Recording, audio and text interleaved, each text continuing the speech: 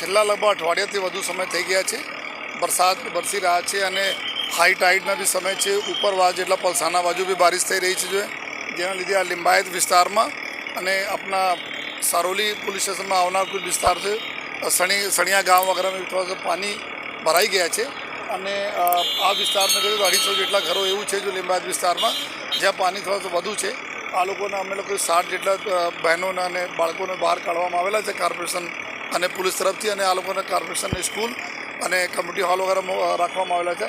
બાકી જો જેન્ટ્સ છે આપણા સામાનને લીધે કે સામાનના રક્ષણ માટે અંદર છે એના બી સમજાવીને અમે લોકો બહાર લેવાનો પ્રયત્ન કરીએ છીએ અને કારણ કે ટાઈડને લીધે બી અને ઉપરવાસના બારિશને લીધે બી આ પાણીનું જલસ્તર बढ़શે એવા પૂરા અમે લોકોને માનવું છે.